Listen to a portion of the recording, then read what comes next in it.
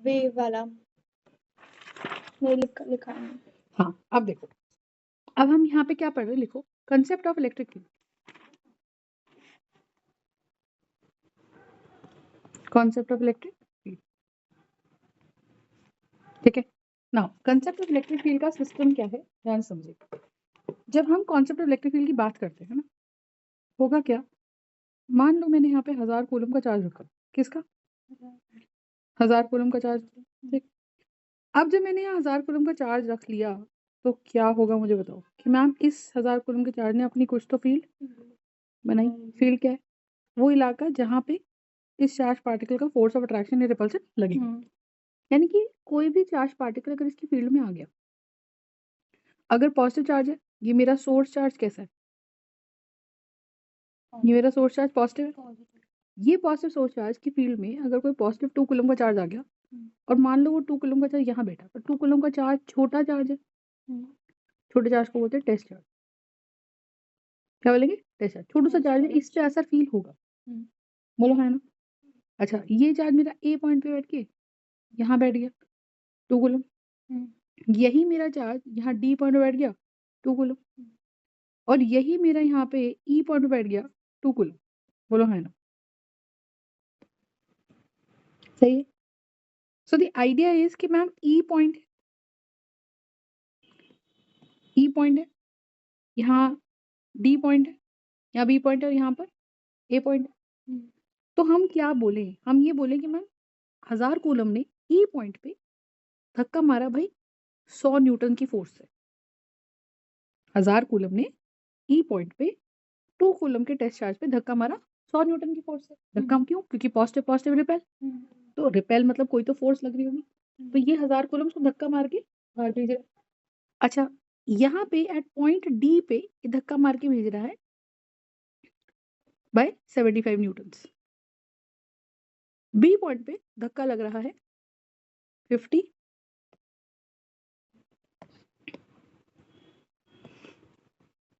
Newton's का, सही बात है। और ए पॉइंट पे धक्का लग रहा है मान लीजिए 25 न्यूटन्स का, बोलो है ना, सही। और जब ये पॉइंट बाहर पी पॉइंट पे बैठा है तो कोई धक्का नहीं लग रहा है, बोलो है ना, concept clear. So the idea here is what, कि मैम 2 कूलम के टेस्ट चार्ज पे 2 कूलम के टेस्ट चार्ज पे होगा क्या, बताइए। 2 कूलम के टेस्ट चार्ज पे होगा क्या, फोर्स लग रही है। तो इस ई पॉइंट पे, अच्छा एक बात बताओ, ई पॉइंट के अगर मैं देखूं तो ये सारे के सारे पॉइंट्स जितने भी हैं, ये पॉइंट, ये पॉइंट, ये पॉइंट, ये पॉइंट, ये पॉइंट, ये पॉइंट, ये पॉइंट, ये पॉइंट, ये सारे के सारे पॉइंट्स, ठीक है, इन सब की दूरी तो सेम ही है ना। तो अगर मैं ये 2 कॉलम को पॉइंट चार्ज यहाँ रखूं, चाहे यहाँ रखूं, चाहे यहाँ रखूं, चाहे यहाँ रखूं, किसी भी इस सर्कल पे कोई भी पॉइंट पे रखूं, तो फोर्स धक्का तो लगना ही है, रिपल्सन तो, और वो धक्का कितने से लगना है, 100 न्यूटन से, है ना, क्योंकि दूरी बिल्कुल सेम है, तो सेम धक्का लग रहा है। अब धक्का सेम लग रहा है, 1000 न्यूटन के फोर्स से अपने को धक्का लग रहा है 100 न्यूटन का, किस पे, 2 कूलम के टेस्ट चार्ज, 2 कूलम के टेस्ट चार्ज पे, है ना। तो अगर 2 कूलम के टेस्ट चार्ज पे 100 न्यूटन का धक्का लग रहा है, तो मुझे बताओ 1 कूलम पे क्या हो रहा है, 1 कूलम पे 100/2 यानी कि 50 न्यूटन पर कूलम की फोर्स लग रही है। तो क्या मैं ऐसा बोल सकती हूँ कि यार मैंने इस ई पॉइंट को ना 1 कूलम के लिए डिफाइन कर दिया, कि भाई अगर तुम इस 1000 कूलम के सोर्स चार्ज के चारों तरफ अगर तुम कोई 1 कूलम का क्या रख रहे हो, 1 कूलम का टेस्ट चार्ज रखोगे, तो भाई धक्का लगेगा 50 न्यूटन का, 50 न्यूटन पर कूलम, है ना। इतना धक्का लगने का मतलब, इतना धक्का लगने का मतलब 50 न्यूटन पर कूलम, इतना धक्का लगने का मतलब बताओ, बोलो। कि मैम अगर ई पॉइंट को मैं 1 कूलम के लिए डिफाइन कर दूं, तो मैं अगर यहाँ पे 15 कूलम भी रखूं तो मुझे ये हिसाब पता है कि इस पॉइंट पे अगर 1 कूलम रखा जाएगा तो 50 न्यूटन से धक्का लगेगा, तो 15 कूलम के लिए 750 न्यूटन का धक्का लगेगा कि नहीं लगेगा? बोलो है, कंसेप्ट क्लियर है? तो हम यहाँ से क्या बोले बताओ कि यहाँ पे 750 न्यूटन का धक्का लग गया। तो क्या मैं ऐसा कर सकती हूँ कि इस 1000 कूलम की चारों तरफ, इस 1000 कूलम के चारों तरफ मैं क्या करूंगी मुझे बताओ? हर पॉइंट पे कुछ ना कुछ वैल्यू आएगी कि अगर मैंने एक्स पॉइंट पे 1 कूलम रखा, अगर मैंने वाई पॉइंट पे 1 कूलम रखा, अगर मैंने जेड पॉइंट पे 1 कूलम रखा, अगर मैंने डी पॉइंट पे 1 कूलम रखा, अगर मैंने ई पॉइंट पे 1 कूलम रखा, तो अगर मैं ऐसे हर पॉइंट पे एक एक कूलम रखूं और ये निकाल दूं कि यार इस एक कूलम पे कितनी फोर्स लग रही है, तो वो पॉइंट मुझे क्या डिफाइन कर रहा है कि अगर आपको उस डेटा का हिसाब 1 कूलम के लिए पता चल गया है ना, अगर आपको उस डेटा का हिसाब 1 कूलम के लिए पता चल गया, ठीक है, तो अगर आपको उस डेटा का हिसाब 1 कूलम के लिए पता चल गया, तो उस पॉइंट पे तो आप 1 कूलम की जगह 3 कूलम रखो, या 7 कूलम रखो, या 10 कूलम रखो, कितना भी कूलम रखो, क्या ही फर्क पड़ रहा है? आपको 10 कूलम की फोर्स निकालनी भी मिल जाएगी कि भाई इस इलाके में अगर ई पॉइंट पे, इस वाले पॉइंट पे हमने 10 कूलम रखा, तो बताओ नेट फोर्स वो कितनी एक्सपीरियंस करेगा? तो दो बातें हुई, एक होती है फोर्स एक्सपीरियंस्ड पर कूलम, और एक होती है नेट फोर्स। तो फोर्स एक्सपीरियंस पर कूलम को बोला जाता है इलेक्ट्रिक फील्ड। क्या बोलते हैं? Electric field. समझ में? तो व्हाट इज इलेक्ट्रिक फील्ड? कि एक सोर्स चार्ज के चारों तरफ के इलाके में बहुत सारे पॉइंट्स हैं, हाँ या ना? और बहुत सारे जो पॉइंट्स हैं उनका सीन क्या है मुझे बताओ कि मैम यहाँ एक पॉइंट है, यहाँ एक पॉइंट है, यहाँ एक पॉइंट है, यहाँ यहाँ यहाँ यहाँ यहाँ ये सारे पॉइंट्स हैं। जितने भी ये पॉइंट्स हैं उनका सीन क्या है कि हर पॉइंट पे ये तो बात क्लियर है कि हम सोर्स चार्ज से दूर होते जा रहे हैं। अगर हम सोर्स चार्ज से दूर होते जा रहे हैं, इसका क्या मतलब है आप मुझे बताओ कि अगर हम यहाँ पे सोर्स चार्ज से दूर होते जा रहे हैं तो फोर्स कितना कम होता तो जाएगा? फोर्स कम होता जा रहा है, बोलो है ना? और अगर फोर्स कम होता जा रहा है तो हमें हर पॉइंट को पर कूलम के हिसाब से डिफाइन करना है। सही बात है, हमें हर पॉइंट को पर कूलम के हिसाब से डिफाइन करना है। तो मैं ये बोलूंगी कि भाई यहाँ पे फोर्स लग रही है 50 न्यूटन पर कूलम, ठीक है, नीचे वाले पे लग रही है 150 न्यूटन पर कूलम, अगले वाले पे लग रही है 50 न्यूटन पर कूलम, उस पे लग रही है 25 न्यूटन पर कूलम, फिर लग रही है 10 न्यूटन पर कूलम, फिर लग रही है 5 newton per coulomb and so on. Are you understanding? तो पर कूलम फोर्स यहाँ पर क्या लग रही है? लग रही है, बोलो हाँ ना? कोई दिक्कत है? पक्का? तो idea here is what, the idea here is कि यहाँ पर यहाँ पर यहाँ पर यहाँ पर जितना दूर जाते जा रहे हैं हमें ये पता है कि धक्का कम लगेगा, पर कूलम पे फोर्स कम लगेगा। बोलो हाँ, समझ नहीं हुआ? तो अगर हमें इसमें पर कूलम में फोर्स कम लगेगा, इसका मतलब क्या है कि मैम पर कूलम पे फोर्स कम या ज्यादा अकॉर्डिंगली लग रहा है। सही बात? कोई दिक्कत इसके अंदर? ठीक है, so the idea here is कि ये 1000 कूलम है, 1000 कूलम से यहाँ 150 न्यूटन पर कूलम, यहाँ 100 न्यूटन पर कूलम, यहाँ 50 न्यूटन पर कूलम, ये 25 Newton per coulomb, 10 Newton per coulomb, 5 newton per coulomb, दूर जा रहे, इम्पैक्ट इज डिक्रीजिंग। इम्पैक्ट कैसा हो रहा है? इम्पैक्ट कम हो रहा है। कंसेप्ट क्लियर हुआ? पक्का? कोई दिक्कत इसके अंदर? ठीक है, इतनी बात समझ में आ रही कि नहीं आ रही? सो द आइडिया इज कि मैम यहाँ पे जो टेस्ट चार्ज है, तो हमने क्या करा, व्हाट हैव वी डन, लिखो, we have defined the area around the source charge as electric field in which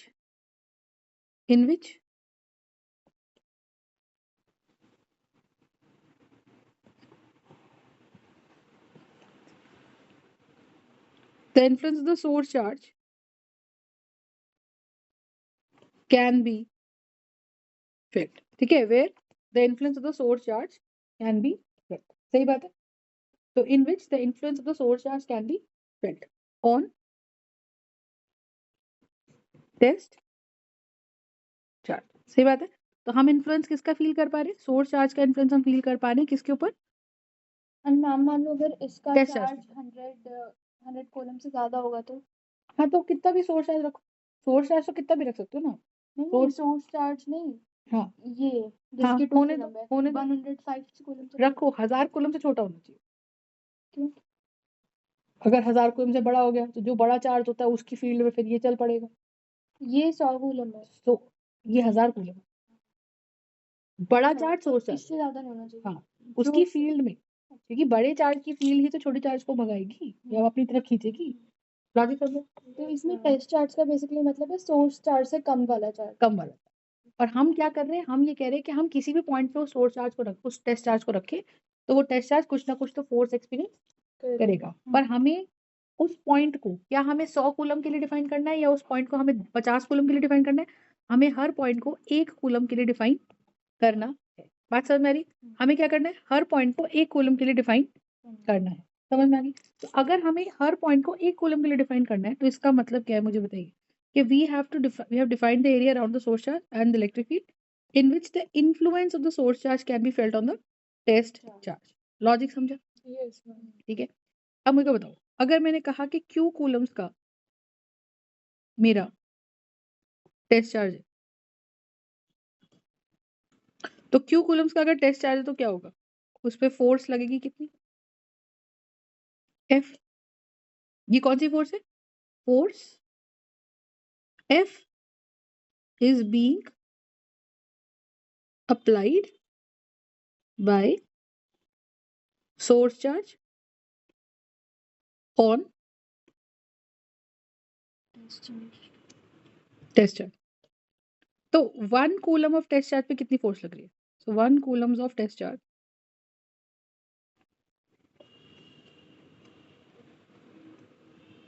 experiences F by Q and that is nothing but what, that is nothing but what, electric field। बोलो है ना। so F by Q would be nothing but what, electric field। हाँ है ना, concept समझ में आ गया कि नहीं आ गया बताओ। ठीक है। तो एक इलेक्ट्रिक फील्ड का फॉर्मूला क्या होता है, electric field is equal to force upon Q. Logic समझा कि नहीं समझा, सही है। ई एक इलेक्ट्रिक फील्ड है, वेक्टर क्वांटिटी। वेक्टर क्वांटिटी क्यों है आप बताओ। जैसे कि अगर मैंने 1000 कूलम का मैंने यहाँ पे सोर्स चार्ज रखा, मैंने कहा जी ये फील्ड बनी 1000 कूलम की, सही है, क्या बनी, फील्ड बन गई। अब अगर ये फील्ड बन गई तो यहाँ पे 2 कूलम का टेस्ट चार्ज रखा हुआ है। अब अगर 2 कूलम का टेस्ट चार्ज रखा हुआ है तो ये इसको क्या करेगा, धक्का मारेगा। जब ये इसको धक्का मारेगा तो ये धक्का खा जाएगा। तो आप सोचो ना कि इस सोर्स चार्ज ने इस टेस्ट चार्ज का क्या किया, इसको धक्का मारा, बोलो है ना। जब इसको धक्का मारा, ठीक है, तो जब इस सोर्स चार्ज ने इस टेस्ट चार्ज को धक्का मारा, ठीक है, तो डायरेक्शन ऑफ फोर्स कहाँ है, बाहर की तरफ। तो ये जो डायरेक्शन ऑफ फोर्स है यही मेरी किसकी फोर्स डायरेक्शन है, इलेक्ट्रिक फील्ड की डायरेक्शन भी है, बोलो है ना। तो इलेक्ट्रिक फील्ड की डायरेक्शन हुई ना, मान लो ये -2 कूलम होता और ये पॉजिटिव 1000 कूलम होता, तो पॉजिटिव 1000 कूलम को अपनी तरफ खींचता है कि नहीं खींचता, बोलो। तो अगर पॉजिटिव 1000 कूलम उसको अपनी तरफ खींचता तो इसका क्या मतलब है मुझे बताओ कि भाई मैम तब उस केस में फोर्स की डायरेक्शन कहाँ की तरफ होती, इनर की तरफ होती। तो अगर इसकी डायरेक्शन इनसाइड होती तो हम कहते हैं force per unit test charge is nothing but what, electric field, बोलो है ना। तो हम कह रहे हैं कि देयर इज अ फोर्स की direction inside and there is a direction on the outside, बोलो है ना। So there is a inside direction and there is also an outside direction, बोलो है ना। पक्का, कोई दिक्कत। तो यहाँ हम क्या बोल रहे हैं कि this is going to be nothing but what, 2 coulomb, -2 coulomb तो direction of electric field is inside, +2 coulomb so direction of field is outside. पर क्या मैं फील्ड जब डिफाइन करती हूँ तो मैं 2 कूलम के लिए डिफाइन करती हूँ या हर पॉइंट पे मैं ये हिसाब लगा लेती हूँ कि अगर इस सोर्स चार्ज के चारों तरफ अगर मैं 1 कूलम का कोई भी टेस्ट चार्ज रख दूं तो मुझे अगर यार 1 कूलम का हिसाब पता है तो बाकी का तो मैं निकाल ही सकती हूँ। मेरे को 1 कूलम का हिसाब पता है कि भाई 1 कूलम रखने पे धक्का लगेगा 50 न्यूटन का, यहाँ पे 1 कूलम रखने पे धक्का लगेगा 25 न्यूटन का, तो 1 कूलम का हिसाब लगा लो, तो बाकी का तो हिसाब अपने को पता ही है। हाफ नहीं हो रहा, मतलब यहाँ लगा लेते तो हाँ 30 न्यूटन हो जाता पर कूलम, यहाँ 25 न्यूटन पर कूलम, यहाँ क्या हो जाता 10 न्यूटन पर कूलम, बोलो है ना। तो यहाँ से यहाँ जा रहे हैं तो फोर्स क्या हो रही है, डिक्रीज हो रही है पर कूलम। तो मैंने क्या बोला, मैंने कहा यार अगर Q कूलम्स का टेस्ट चार्ज है तो फोर्स लग रही है कितने न्यूटन्स की, F न्यूटन्स की। तो 1 कूलम का अगर चार्ज है तो फोर्स लग रही है F/Q न्यूटन्स, यूनिट क्या बनी, पर कूलम। और इसी को हम क्या बोलते हैं, electric field. Electric field is nothing but force per unit test charge, बोलो है ना। तो ये क्या बन गई, फोर्स पर यूनिट कूलम, बोलो है ना, समझे। मैम अच्छा, मुझे एक ये समझ नहीं आया हम्म, कि ज्यादा जितना दूर है उतना धक्का कम, है ना।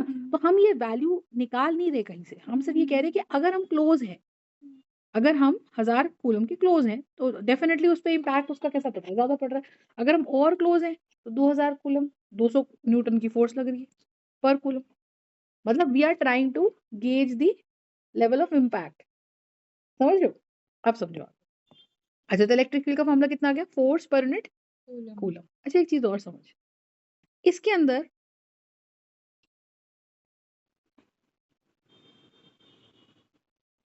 कितना क्लियर है।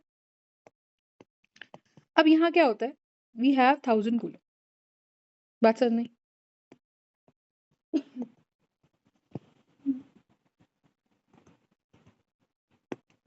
कितना क्लियर।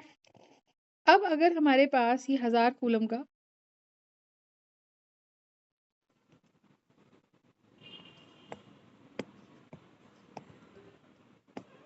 सोर्स चार्ज है, ठीक है। अब मैंने कहा यार मैं ना इससे 5 सेंटीमीटर की दूरी पे यहाँ पर 2 कूलम का एक टेस्ट चार्ज रख दूं। अच्छा बताओ, 1000 कूलम भी पॉजिटिव, 2 कूलम भी पॉजिटिव, पॉजिटिव पॉजिटिव में क्या हुआ, रिपल्शन। अब पॉजिटिव पॉजिटिव में जब रिपल्शन हुआ, ठीक है, अब मैं चाहती हूँ कि यार ये 2 कूलम का चार्ज इस पॉइंट ए पे ही रखा रहे, मैं चाहती हूँ। और सोर्स चार्ज कह रहा भाई ऐसे कैसे, मैं पॉजिटिव, ये पॉजिटिव, पॉजिटिव पॉजिटिव रिपल्शन, तो मैं तो 2 कूलम को धक्का मार के भगा दूंगा। अब अगर मैं इस 2 कूलम को धक्का मार के भगा दूंगा और ये मेरा ए पॉइंट है और ये मेरे ए पॉइंट पे क्या रखा हुआ है, 2 कूलम, बोलो है ना। तो इनमें क्या हो रही है, रिपल्शन, बोलो है ना। आई एम सेइंग कि ये भी 1000 कूलम, ये 2 कूलम, इनके बीच में डिस्टेंस है 5 सेंटीमीटर, 2 कूलम पे धक्का लगा। अब मैं क्या करूं, धक्का लग रहा है, धक्का लग रहा है इधर, धक्का लग रहा है towards right side, towards the direction of the arrow, बोलो है ना, बोलो है ना। लेकिन मैं चाहती हूँ कि यार ये पॉइंट ए पे ही रखा रहे, तो मैं कुछ मेहनत करूंगी, मैं कुछ वर्क करूंगी। जैसे कि चार्ज करेगा भाई ऐसे समझो कि ट्रक मेरी तरफ आ रहा है और मैं हूँ बाहुबली, तो मैं ट्रक मेरी तरफ आ रहा है तो मैं ट्रक को ऐसे रोकूंगी ना। तो अगर ये ट्रक है और ट्रक इधर चल रहा है और ये मैं खड़ी हूँ, तो मैं किधर धक्का मारूंगी, मैं एक्स डायरेक्शन में धक्का मारूंगी, क्योंकि ट्रक वाई डायरेक्शन में चल रहा है। तो क्योंकि मैं वाई डायरेक्शन में जा रही हूँ और हमको धक्का कहाँ लगाना है, एक्स डायरेक्शन में लगाना है, बोलो है ना। So what exactly are we doing, just tell me कि मैम हम एक मोशन अगर वाई डायरेक्शन में है तो हम उसको मिटिगेट करने के लिए उसके अगेंस्ट जाकर हम एक्स की डायरेक्शन में धक्का लगा रहे। मैम पर वो भी तो पॉजिटिव चार्ज है, वो उसकी तरफ क्यों जाना चाहेगा। तो सुन ना, तो हम वर्क कर रहे हैं, हम वर्क कर रहे हैं कि नहीं कर रहे। तो पहले ट्रक वाले एग्जांपल की बात कर, ट्रक चल रहा है इधर, ए टू बी चल रहा है ट्रक। अब मैं ट्रक को रोकना चाहती हूँ या किसी गाड़ी को रोकना चाहती हूँ और मैं ही हूँ बाहुबली, तो मैं इधर धक्का मारूंगी ना, सी टू डी की डायरेक्शन में, बोलो बोलो। तो अगर मैं सी से डी की डायरेक्शन में धक्का मारूंगी और ए से बी की तरफ हम चल रहे हैं, तो क्या होगा मुझे बताओ कि भाई हम कुछ तो वर्क कर रहे हैं कि नहीं कर रहे, हमारी कुछ तो मस्कुलर एनर्जी जा रही है ना। वर्क की यूनिट क्या होती है, जूल।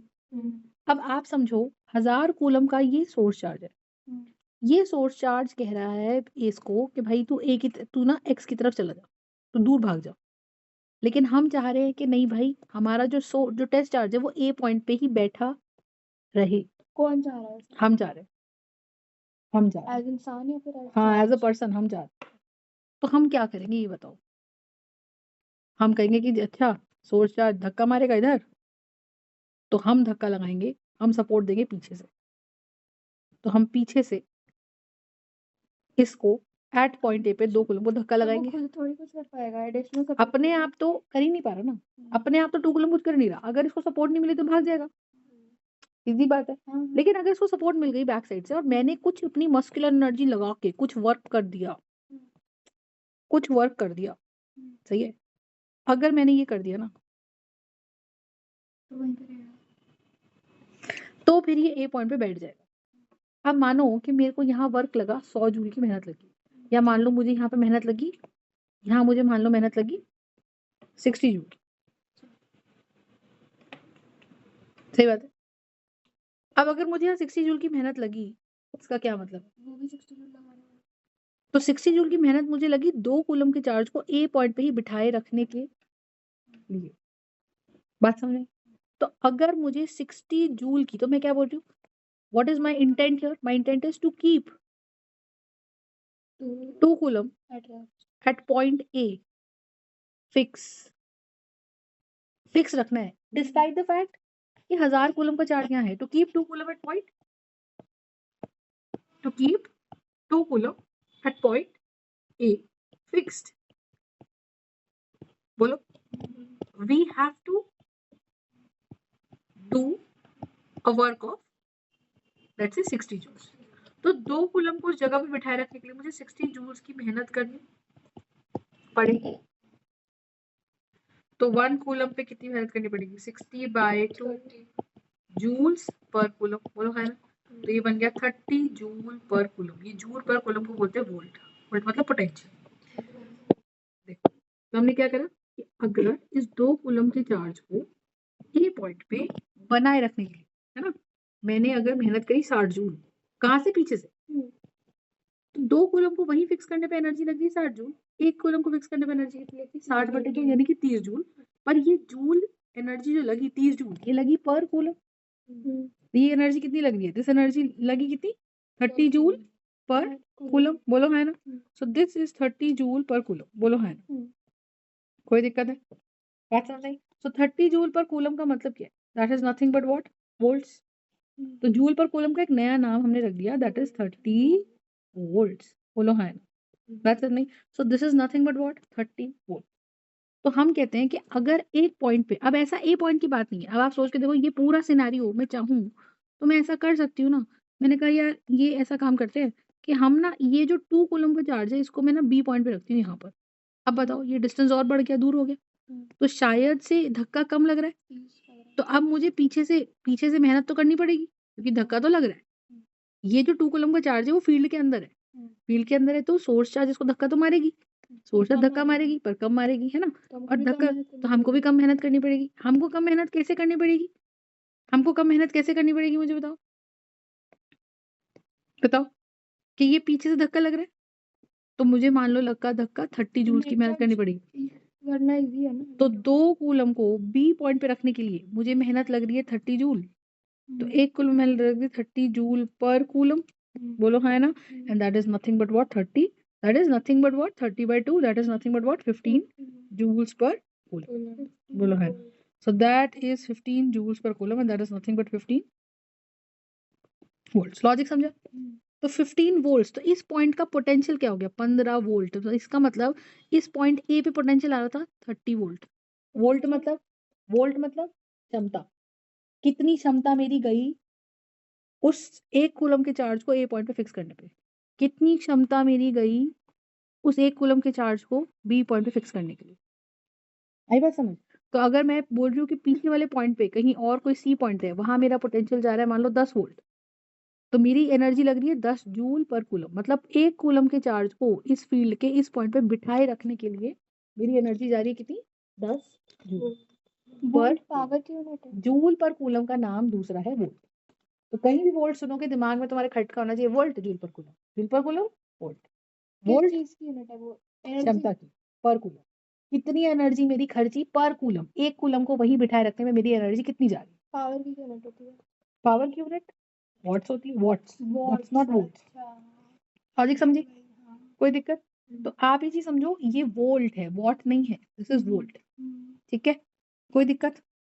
लॉजिक समझा? वोल्ट में इलेक्ट्रिसिटी का नहीं होता, 4 वो पोटेंशियल होता है, हाँ वही झटका है ये। ठीक है, लॉजिक समझा।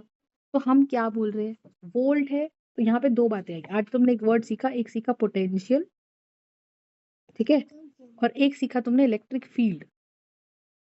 इलेक्ट्रिक फील्ड को हम डिनोट करते हैं ई से और पोटेंशियल को हम डिनोट करते हैं वी से। तो जो पोटेंशियल है वो क्या है, work done per unit coulomb, और जो इलेक्ट्रिक फील्ड है वो क्या है, फोर्स पर यूनिट कूलम। हमें ऊपर हम लिख ले। समझ नहीं बात। तो work done per unit coulomb is nothing but what. अच्छा एक बात बताओ, मैं तुमको आज बोलूं कि बेटा मेहनत करनी है, वर्क करना है, और तुमको मैंने एनर्जी दी नहीं, खाना खिलाया ही नहीं, वर्क कर पाओगे? नहीं। इसका मतलब वर्क जो है कब होता है, जब हमें एनर्जी होती है। सही है। वर्क कब होता है, जब हमें एनर्जी होती है। तो अगर हमें एनर्जी नहीं है तो वर्क नहीं हो पाएगा, which means work is nothing but what, work is basically energy. If you have energy आप काम कर पाओगे, if you do not have energy आप काम नहीं कर पाओगे। लॉजिक समझा। तो आपको ये चीज समझना है कि work and energy both have a unit of joule, both have unit of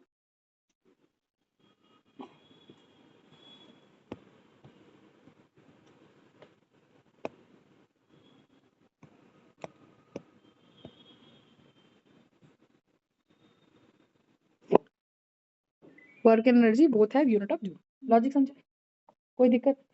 अच्छा ये बताओ, अगर कोई आदमी में बहुत भाग रहा है ना, तो उसमें क्या डेवलप होगी, काइनेटिक एनर्जी। क्या डेवलप होगी, काइनेटिक एनर्जी। सही बात है। और एनर्जी है तो वो कोई ना कोई तो वर्क कर ही रहा है। जैसे मैं बुलेट फायर करूँ तो वो बुलेट दीवार के अंदर घुस जाएगी ना। तो आपने फिजिक्स में 9th क्लास में पढ़ा है कि अगर ये दीवार है मान लो, ऐसा पढ़ा,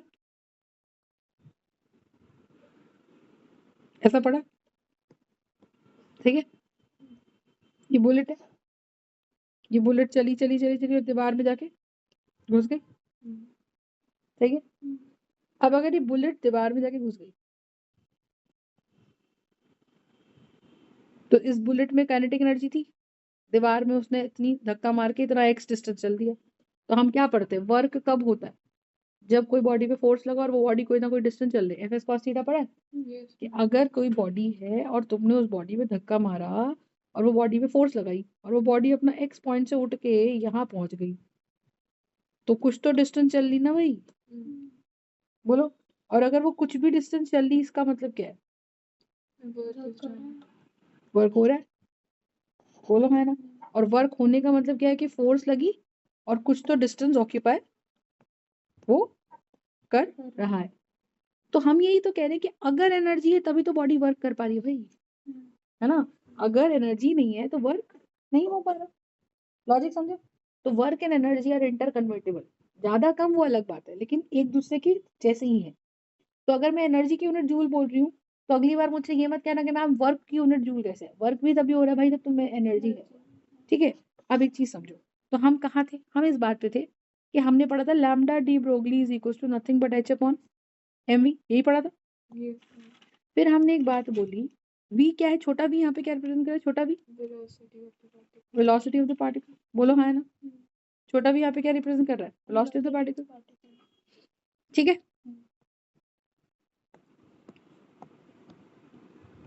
this is going to be h upon m v, ठीक है। इतना समझो, लॉजिक क्लियर, पक्का। फिर हमने पढ़ा कि काइनेटिक एनर्जी का फॉर्मूला क्या होता है, हाफ एम वी स्क्वायर, सही बात है। फिर हमने पढ़ा multiplying both sides by m, ये पढ़ा। Multiplying both sides by m पढ़ा। तो kinetic energy into mass m is going to be half m square v square. फिर हमने कहा कि एम स्क्वायर वी स्क्वायर जो हो गया, इसको तो लिख देंगे 2 times kinetic energy into mass m, बोलो है ना। mv is equal to root 2k m. So it shall be 2 into kinetic energy into mass m. ये क्या बन जाएगा, mv का whole square is going to be what, 2 into kinetic energy into mass m। तो mv की value कितनी आ गई, under root of 2 into kinetic energy into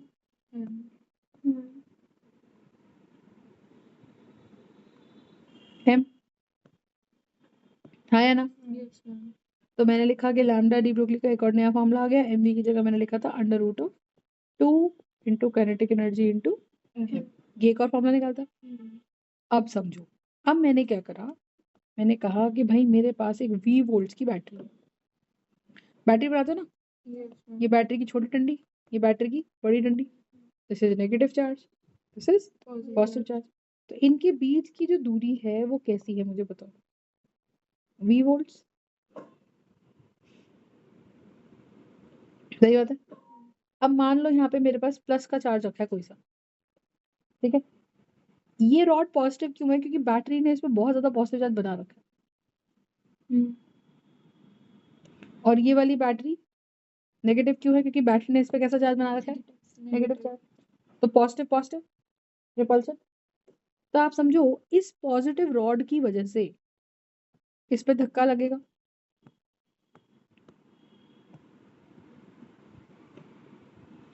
तो धक्का लगा और ये चार्ज पार्टिकल भागा, तो इस पार्टिकल में क्या आई, वेलोसिटी। अच्छा, एक पार्टिकल है, एक छोटी सी बॉल है, उसका कुछ तो मास होगा ना। तुमने वो वाला एक्सपेरिमेंट करा है जिसके अंदर हम पेपर फाड़ के रख देते हैं और सिर में कोम करते हैं बहुत ज्यादा बहुत ज्यादा बहुत ज्यादा, फिर हम कोम को पास लाते हैं तो हम कहते हैं कि वो पेपर पार्टिकल उड़ जाते हैं। तो मैंने जो कोम की बात करी, उस कोम में क्या आ गया, चार्ज। तो क्या कोम के अंदर मास भी था और कोम में चार्ज भी था। तो ऐसा हो सकता है ना कि भाई चार्ज क्या है, किसी बॉडी के ऊपर ही तो चार्ज होगा, उस बॉडी में मास भी होगा और उस बॉडी पे चार्ज भी होगा। तो हम ये बोल रहे हैं कि ये जो बॉडी है जिसमें हम कह रहे हैं कि इस पे प्लस क्यू का चार्ज है, भाई इस पे प्लस एम का भी तो चार्ज है, बोलो है ना, सही बात है। इस पे कैसा चार्ज है, इसमें मास m है और इस पे प्लस q का भी चार्ज है, सही बात है। तो माय पॉइंट इज कि अगर इस पे प्लस q का चार्ज है, व्हाट वुड दैट मीन, है ना।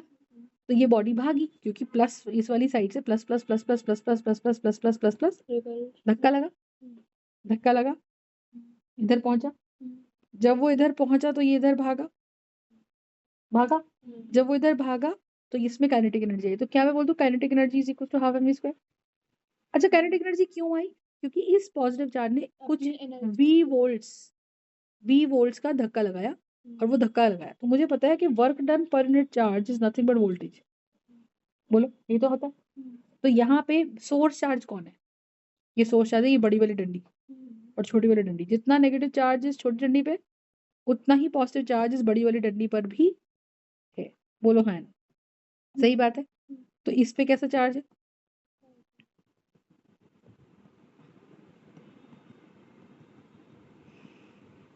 पॉजिटिव चार्ज है। तो यहाँ से वर्क डन कितना आ जाएगा, Q इंटू वी। तो ये जो वर्क डन है, ये वर्क डन इस बड़ी डंडी ने, बैटरी की बड़ी डंडी ने किया इस टेस्ट चार्ज छोटे वाले क्यू पे, बोलो हाँ है ना। और उसके चलते ये भागा और उसमें क्या आई, काइनेटिक एनर्जी। इसमें W वोल्ट है, Q कूलम है, क्यू कूलम है, चार्ज है टेस्ट चार्ज, और वी वोल्टेज है जो इस बैटरी की वोल्टेज है, वी वोल्ट। तो क्या मैं बोल दूं कि ये जो वर्क हुआ जो इस बैटरी ने इस टेस्ट चार्ज पे किया, क्या उसी वर्क की वजह से इसमें energy I.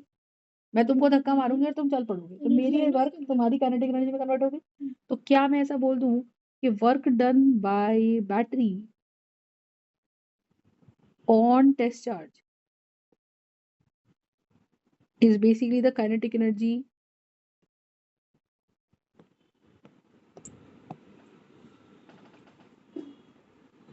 of the charge, बोलो है ना। So work done by the battery is basically QV and that is equals to half mv square, बोलो है ना, concept clear.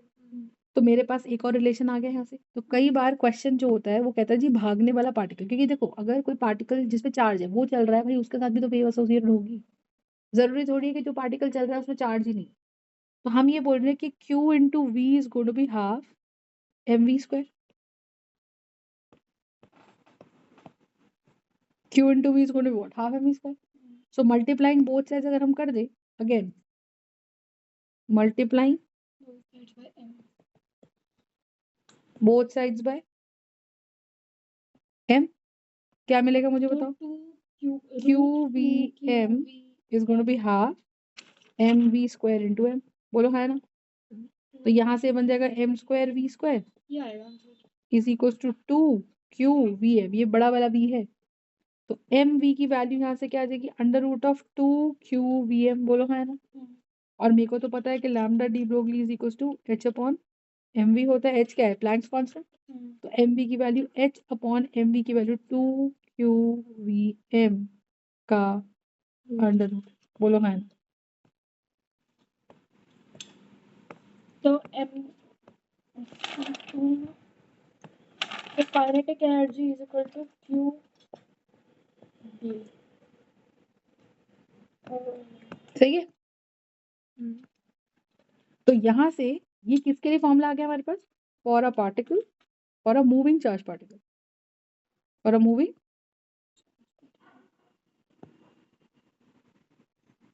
Charge particle. Concept समझ में आया कि नहीं? v is equal to work done, ये कहाँ से आया? यहाँ से आया ना, देखो work done per unit test charge is voltage, ये अभी समझाया ना ऊपर मैंने कि अगर मुझे उस टेस्ट चार्ज को उसी जगह पे रखना है तो मुझे वर्क डन करना पड़ेगा, है ना? तो W वर्क करना है to keep that test charge at that place, तो वो जो W वर्क है वो मेरा यहाँ। सही बात है? पक्का?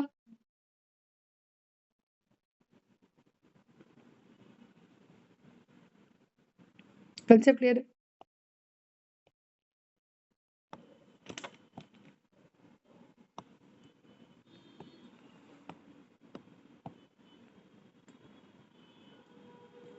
So h upon mv is going to be what? h upon 2 qv m। तो क्या मैं बोल दूं कि मेरे को डी ब्रोगली वेवलेंथ में कितने फॉर्मूले मिल गए? Lambda de Broglie is going to be h upon mv is also equals to h upon 2 into kinetic energy into mass is also equals to h upon 2 qv m.